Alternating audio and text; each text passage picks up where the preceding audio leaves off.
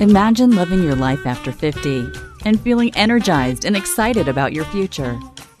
Welcome to the Women in the Middle podcast, the podcast for women who are ready to figure out what they want and create the life they deserve. Here's your host and master certified life coach, Susie Rosenstein.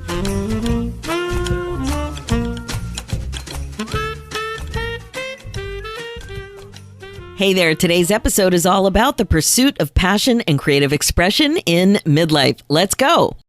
Welcome back to the podcast Women in the Middle with over 1 million downloads and counting. I'm your host, Susie Rosenstein, your master certified coach and midlife mentor, and I am so glad to be here with you again. I'm just back from a vacation, feeling relaxed, so excited for you to meet this guest. Her name is Faigie Kobre. Faigie is someone who has added tremendous joy and color into her life with art. Her path forward is an interesting one. You know how I always talk about how you can feel stuck and on the right path forward? But you don't think you're on the right path.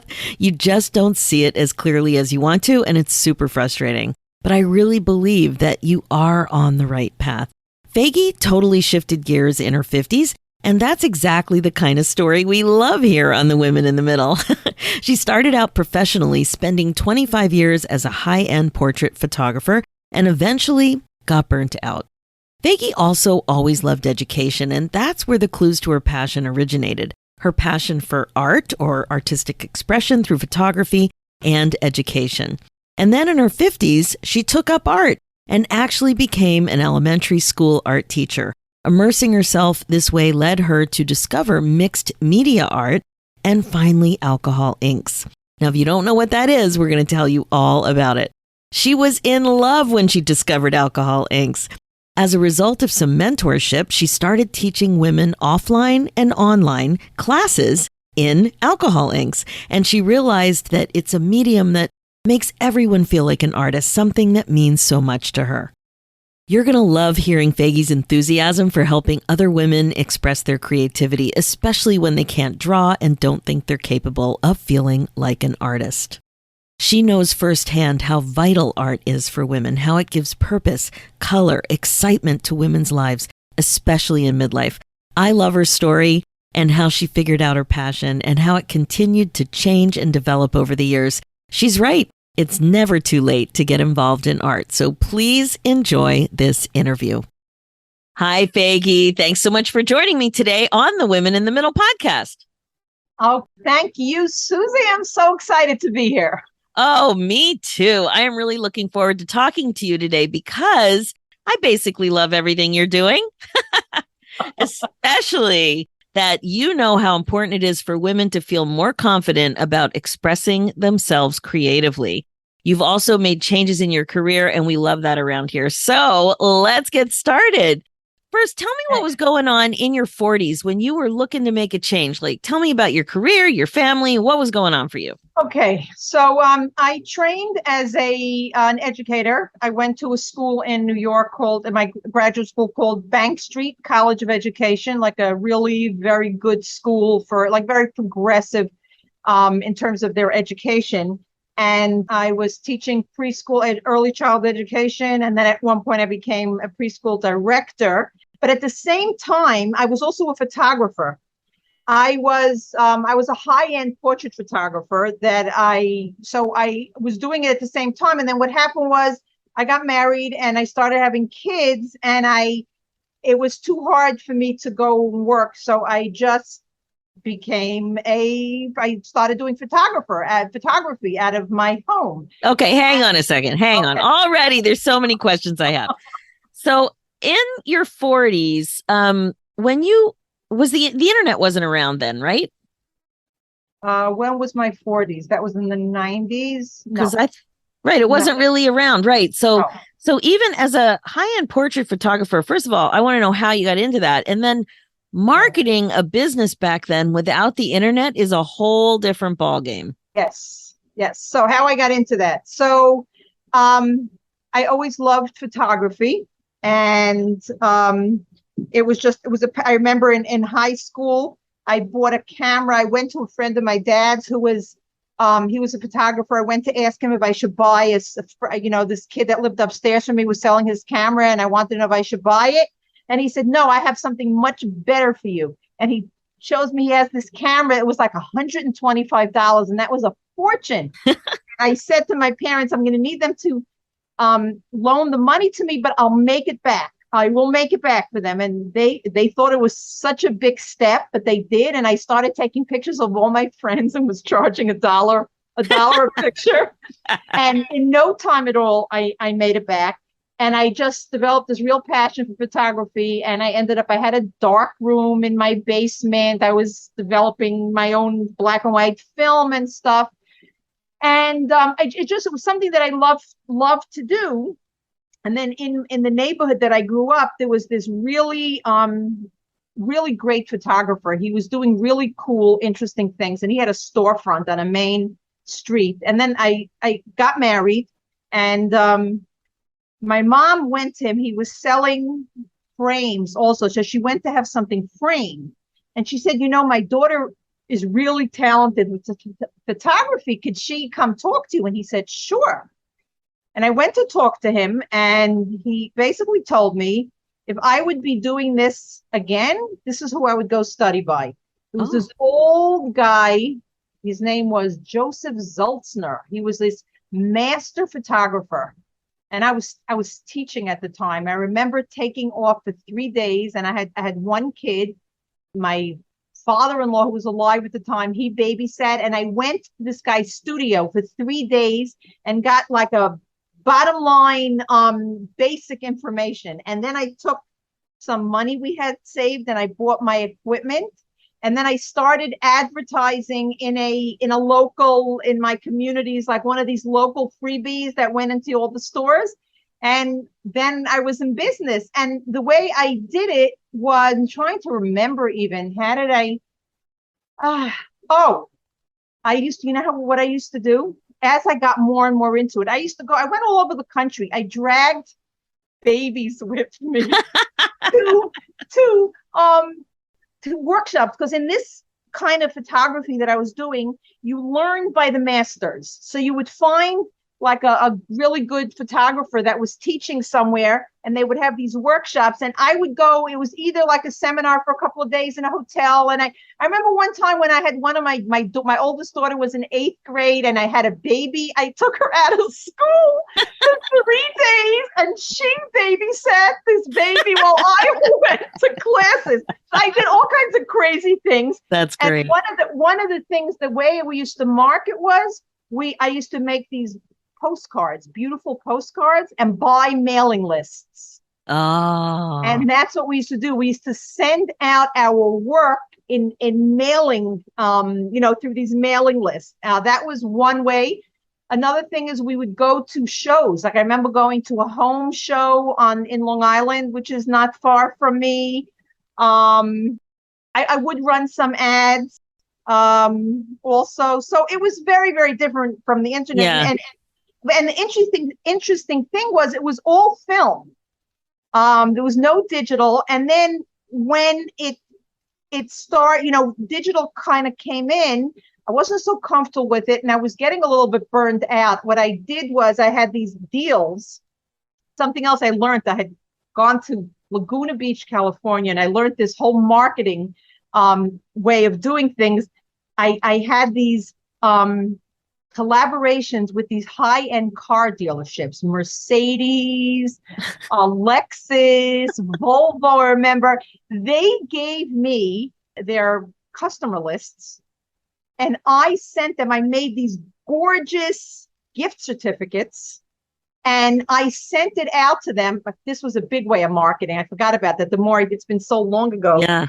And this was a big way of marketing. What happened was they would come to me and they would get this for free, but the hope was that they would order up. And a lot of people did order up. I learned how to do it in a very, sophisticated way. And I had people like really spending like thousands of dollars sometimes. But what happened was in order for this to work, you need to be, it's a numbers game. You have to be doing an enormous amount of clients, because most of the people don't order up. They take the freebie and they go. I mean, there weren't enough people, but it was a numbers game, and I started getting a little burnt out. And I was just feeling I had been doing it for 25 years, and also digital. I bought a digital Right. camera and I started, but I really wasn't so comfortable with it. And my mom to this day will say things like, why did you leave photography? Why don't you go back to photography? It was like, I just like people didn't understand it because I was good at it. But I developed, it was like this old master style. Like nowadays everybody's into the lifestyles and they're, very editorial type of things. And it was just like I started in my 20s really, but once I got into it was in my 40s, right? I just started feeling burnt out. It was just I'd been Ah, 25 years. I had so much passion for it in the beginning and I was so into it. I just couldn't give it the same thing. And then I had stopped for a number of years. I had been a preschool director. And then after a while, I got offered another job. I did that for a little bit. And I'll tell you how I ended up getting into this whole thing. Really, I had my daughters were like in their late teens. And I saw an ad online. This was the beginning kind of internet. And I don't know. Yeah, it was probably about in the 2006, 2007 area. It was not so beginning, but beginning for me. And I saw an ad for an internet marketing course. And I said, I bet my girls would love to do this. And I bought it. It was $300. It came all wrapped up in shrink wrap. But guess what? They were not interested. I didn't ask them if they wanted it. I kept telling them I have this course. So I said, you know what? I'm gonna do it. And I opened it and I started going through it and I got really interested in internet marketing. Now wow. they say when you start a business, when you do, it's like with writing, right? Write what you know. So had to create a product. So I had been an educator. It was education, it was photography, but I felt more confident in the educational area.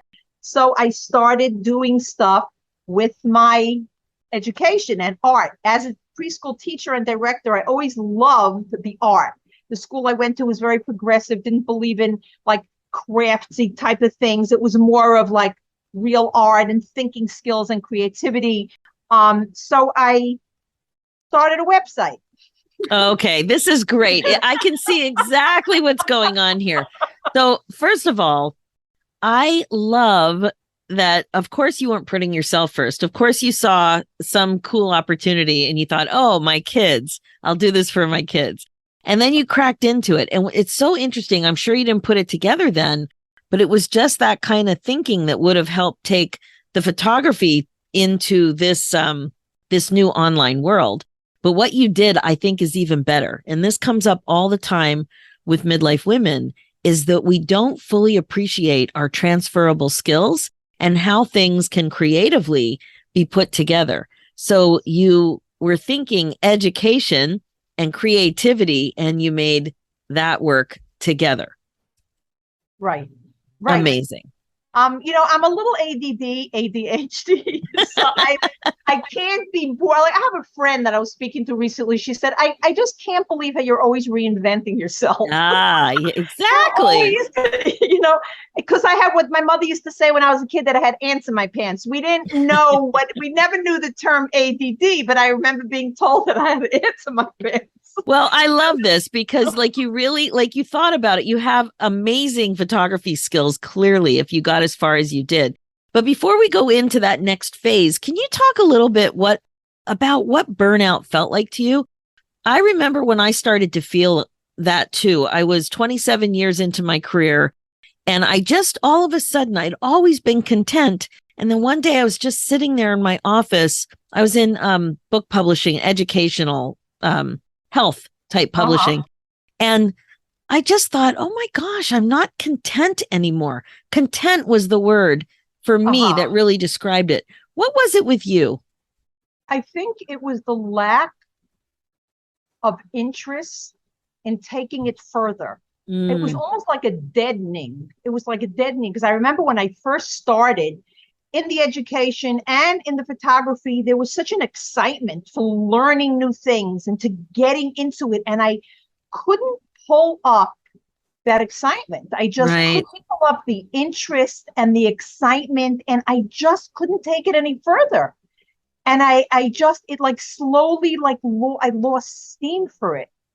It's funny because I was not a good student because ADD was pretty classic and I have a real concentration problem. However, my kids were never able to get over how I would sit and watch these boring internet marketing videos for hours, for hours, because it was fascinating to me. So as I see what things that I'm interested in really pull me, and it just was not. Oh my gosh. So, what you just said is another thing that is such a great tip. So many people don't know what is fascinating to them. They're really struggle with I hear this all the time. What am I passionate with? I don't even know anymore because, the kid thing and the busy life that's going on for 20 years where we're just not putting ourselves first, kids or not, it could be career, but whatever, we're just disconnected. And so asking yourself that question, what is fascinating to me? I always say, what kind of documentaries are you watching? What kind of books are you always gravitating toward? What are you picking up if you're in a grocery store and you see something on a magazine cover? What is it? If you popped on a job board and scrolled around, what would you click on? Right. To just try to test the waters. And my favorite question for that is, if you won the lottery, quick, what's the first thing that comes to mind? And so for me, like a lot of times it's turtle tagging in Costa Rica. Well, why is that? What is it about turtle tagging in Costa Rica that just lights me up? Like, what is it? So you were catching on for some bizarre reason. Internet marketing for you was intriguing. Very intriguing, but it's just also I always loved art. I never had opportunities as a kid. My mom would always say, "Oh, you're such an artist," right? I had fairly decent copying skills, but I always thought that artists only drew from their imagination. Ah. And I read a book. It was called Drawing for Children. It's called the Monart Method. It's by a woman named Mona Brooks. And she talks about a bunch of different myths. And one of the myths, she says, is all artists copy. There's no such thing as they just draw from their imagination. You know that I recently read an article that some of the old masters used one of these machines to project the image of their subject onto their canvas. They would outline it, and then they would use all their shading and painting. Wow. They cheated. But you really hit on something, because I've heard it time and time again. And as I mentioned, I've interviewed a fair number of women who always wanted to be an artist, but they had it in their head, or somebody told them that they couldn't make a living, or they weren't talented enough. They didn't have what it took to be a real artist. And I'm doing air quotes right now. And so many of us squish down a passion, squish down something that we're really interested in. I had that same thought. I went to a high school that actually had like a planetarium and a Olympic sized pool, and it had a massive art wing with all kinds of supplies. And I had a thought that I couldn't make a living, that I should be doing something more academic than that. And ever since then, I don't regret the direction I took, but I regret that I didn't also take art classes or do something to immerse myself. It's not too late. It's not too late. Exactly. One of the things I remember walking into art supply stores and literally salivating, but feeling like I don't know what to do with any of this. So that was it was a very stifling feeling, but it was like, and people that love art know that feeling, because aside from, let's say people say alcohol inks is addictive. People, what really is a real addiction? Buying craft supplies. Yes. It is real. People, it's like there's jokes. There's all these memes all over online, about, my husband says, it's why are you using the, your craft room is taking up the house. And I don't remember exactly, but I have a whole list of these very funny craft memes. But it's, so then when I got into actually how I got into alcohol links, what happened was going back to what I said, I started a website. So I started a website for children, for parents, kids art, for parents and teachers. And that's how I actually got about this. I have a friend that was she was becoming a principal of a new school here about 10 years ago. And I was speaking to her on the phone one night, and I had just opened this website and I needed content for my website. And I said to my friend, you know what? I think I'm going to be your art teacher next year. She said, great, because we had gone to Bank Street together. So we had the same philosophy. So she knew that I was going to do what she wanted. So I became an art teacher. I still do it 2 days a week. I'm going into my 10th year.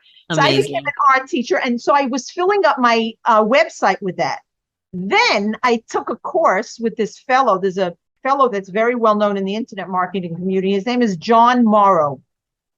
This is a guy that's paralyzed from the neck down.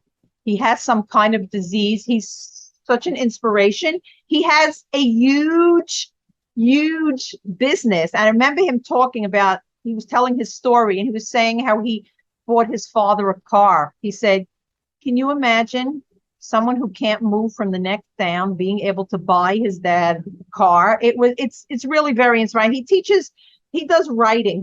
Teaches a lot of writing. Anyways, I took his course on how to market my website. And there was a lovely woman that was mentoring me. Her name was Marcia Stopa, actually. And at one point she said to me, because I was talking very much about how the reason a lot of people, a lot of women especially, don't feel creative or artistic is because it was squashed in childhood. So there's different ways it was squashed. Very often it's through a teacher who said, you can't do anything. But a lot of it also is like these crafts that kids do when they're very young, like this is what we're making and everybody has to make the same thing. That makes them think like, I'm not good. You don't trust me. You can't let me develop and create at my own level. And that's usually stops people in their tracks and they decide I'm not creative, I'm not artistic. So she said, what if you start a website for adults? And then you can teach people about why they're so blocked, and then they'll go back to your kid's website. I started doing research on creativity, and I kept coming across this term mixed media. And what is mixed media? So I started taking books out of the library, and I was like hooked. Your head exploded, right?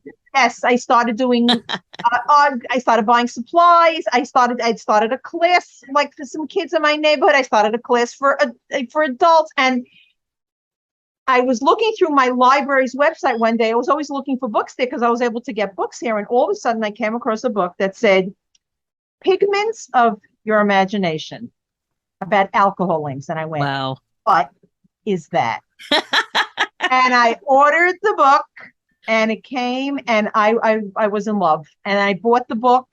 It's just an amazing medium. And it has so many things, and really what I use it is there's so many people that are like me in that they love art and they love supplies and they just feel like they're not artistic. So I really market myself for women who love art but can't draw.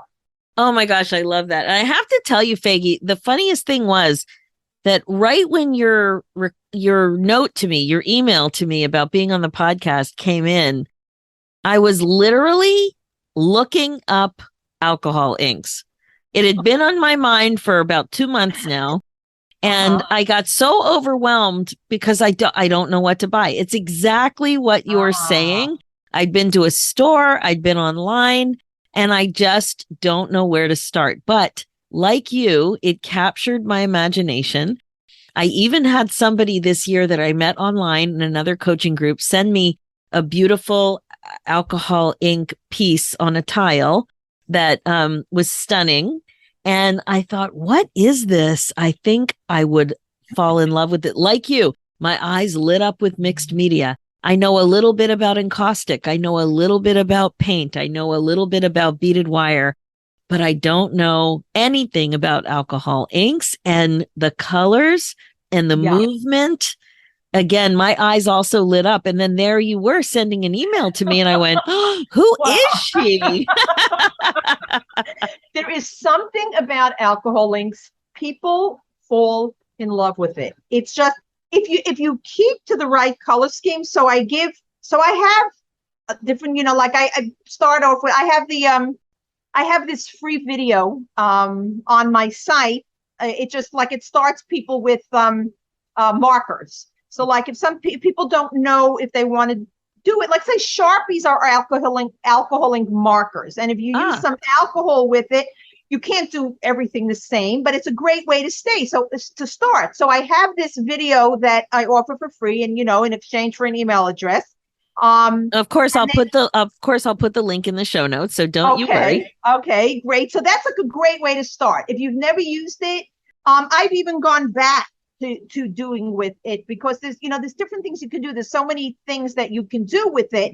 So I have that, and then I happen to have a bunch of different courses, but that's not necessarily for everybody. And then I have like a basic course that shows you, just how to use it and what are the things you use it with, and just a lot of different ways that you can use it. So I'm losing my train of thought. It's okay. So what was I answering? I'm sorry. It's okay. So for anybody who doesn't know what we're talking about, there's this thing called alcohol inks. So tell us just a little bit about what it looks like, because that's the one thing on podcast, we can't see it. Right. So when you were looking at alcohol inks, what were you seeing that mesmerized you? The colors, the vibrant colors, and the fluidity. And the fact that you can do all kinds of abstract things that look beautiful without having to create something realistic. Okay. That's a great idea, because again, one of the reasons that people struggle so much with pursuing art and expressing themselves that way is because they think they suck and they think they aren't good enough, and they're embarrassed. And so by working in some form of abstract, it really just gets rid of all that. Right. And you make these, I happen to have, not you can't see on a podcast, but. Awesome. So what you can't see is Faigie is holding up an album full of unbelievably brightly colored images that are very, like she said, very fluid. And so I've seen on your video that you can actually just start by making drops. You're just dropping little drips of this alcohol ink from something that's easy to use. You just squeeze a little bottle and just start dripping. So tell us a little bit about the drips and what you do with the drips. So alcohol inks are little bottles. They're very concentrated. They're in an alcohol based dye. So the way water is to watercolors, alcohol is to alcohol inks. So if you want to clean up, you use alcohol. You always have to use 91%, because anything less than that is diluted with water and it doesn't work that well. And if you want to get more effects with the alcohol ink, you use that as well instead of the water, like with the watercolor paints.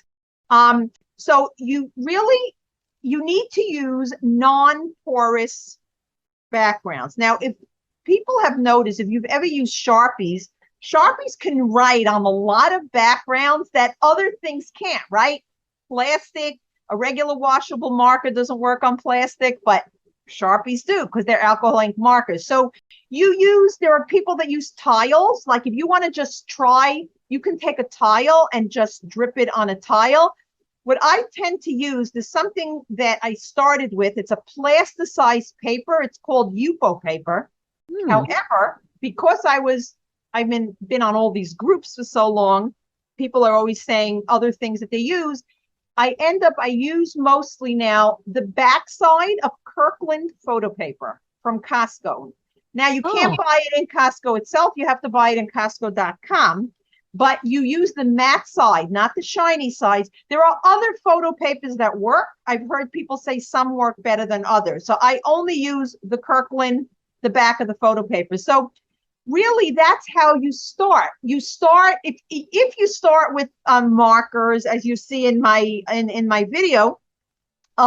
You can pour alcohol on it and it moves around, and it has these fluid, it turns liquidy, so it becomes more fluid. But once you get into using real alcohol inks, you drip and you watch it, and I never get bored of watching how it spreads. And then you drip another color on top, and then you take a little dropper of alcohol and you put a little alcohol. And if you stick to good color schemes, like I'm not going to give like a whole color wheel theory here, but basically colors that are next to each other on the color wheel work best, or colors like that are in the same color family, like reds, pinks, like different shades of blues, different shades of greens, like, and then you never have anything that looks not pretty. Like I see when I give classes, when I do classes, in-person classes, when people just start throwing colors down and everything gets muddy, it's because you're not thinking. That's all. And then you and you add gold. They have these gorgeous golds, and that has to be, you have to shake it up. And then it's just, and people have really reported, like I have a woman that she took my online classes. She took my in-person classes. She went through a medical saga with one of her kids. She said working with the alcohol inks literally saved her. She would just go down there. It allows you to go into the flow and just create. I actually was doing some interviews of my reader, my market base, and I spoke to a woman that had some real tragedy in her life. And she was talking about how she lost a child and a grandchild. And she was obsessed with alcohol inks. She was just a whole night. She'd be up there working, and she did it on mugs and ceramics, and there's a lot of different things you can do with it. I can really see it. I can really see it because one of the things, I'm a certified Zentangle teacher. Zentangle is are you too? Oh my gosh, we have so much. No, I'm not, but I want to show you one of the things that I have done in 1 second. Give me 1 minute. 1 second. Are you mixing the Zentangle method with your alcohol inks? Oh, now my head's going to explode. That is one sec. Yes, I mix them with a lot of different things. Just let me look for what I have here. I'm just so excited. So the Zentangle method is a way of using simple strokes with a pen. Oh, that's beautiful. With repeated patterns. And so it's this repeated structure patterns. And then what Faigie just showed me is it's on top of the alcohol ink. So we'll put links to all this in the show notes, of course. But I love Zentangles. You do, yeah, that's great. So it's something that I teach in my coaching community because not only I love creativity, and I think it's so important for women, just like you do, but also because it's one of the most effective things I found to teach how to be in the present moment, because you have to be in the present moment to draw a little line parallel to another little line. You have to be in the present moment to move the ink around like you're speaking, and it just draws you in and it slows you down, because women our age have a lot of trouble slowing down, even if you don't have ADD or ADHD or whatever. So right. Anyway, I love that you said when you wrote to me that you used a word that really jumped out at me. And you saw firsthand how vital art is for women. Vital. And Yeah. I would have to agree with you. And you see firsthand what it does for women and mental health, and how it gives purpose and color and excitement to women's lives, especially older women who seem to have a little more time now, or at least more flexibility, that the kids are older, and that now, even with careers, there are opportunities for many people to work from home, which also saves on the commute time and gives you a little bit more time. It's just so good. So I know that you believe strongly that it's never too late to get involved in art. And I love that. And I feel so strongly. Tell us a little bit about how you feel about how we get so hung up on perfection and how that can get in the way. Well, it gets in the way because you feel like if yours is not going to look like something very realistic, it must be that you're not an artist. That means you're not. I mean, I still have a hard time calling myself an artist. See, we're air quoting all over the place. It's really wild because a lot of things, I'm not gonna, it doesn't matter. I have things I put together. I know that I can sell some things, but it's such a craziness in our society that unless you know how to draw realistically, you are not an artist. Going to MoMA, right? Susie was just telling me she had something in MoMA, and you go into MoMA, nobody's going to say, they have these big pieces with, black and gray and red. Oh, it's so funny. Even though I just told Faigie the story about how something I made with my own hands ended up in the Museum of Modern Art.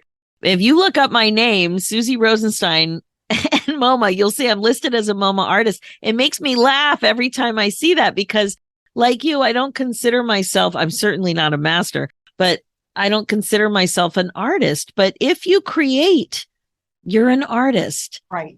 Right. So can you just sum it up? Give us one piece of advice to a woman in the middle who thinks she's not an artist, but has an inclination to create.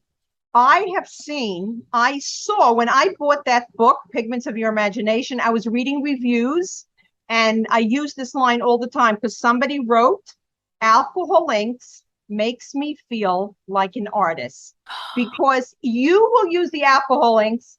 Your pieces will be so beautiful without having to make a person or a vase or a landscape. And and I see it. I see just the other day, I was giving a class not far from my neighborhood, and this woman was working with alcohol inks and stencils. And she said, wow, I'm not an artist. I can't believe that I can do something like that. Oh, and it makes me so happy.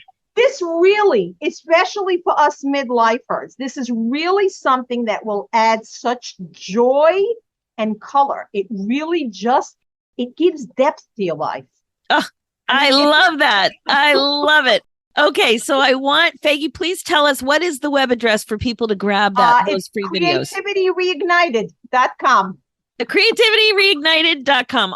Awesome. So if, again, I will have this in the show notes, but if you want to have this kind of color in your life and take a baby step and do something creative and feel like an artist, this is a great way to start. Thank you so much for joining us today. It was so much fun to have you. My pleasure. It was fun. And thank you so much for having me. Okay, that's it for this episode. It just makes you want to go out and try alcohol inks, right? So good. As you know, my focus as your midlife coach is to help you get unstuck, clear, and excited about your life again. If you want to finally focus on getting unstuck, like step on the gas already, there is no better mechanism, no better way when you know there's more out there for you and that you're wasting valuable time than to move forward with the community of women just like you. And I would love to be able to help you get unstuck and move forward already. Seriously, I want to invite you to check out the Women in the Middle Academy. It's a 6-month coaching program where you get all the support you need to get unstuck and get clear about what you want in your next chapter so you don't have regrets. Listening to this podcast is just the beginning. Applying these concepts to your life is quite another.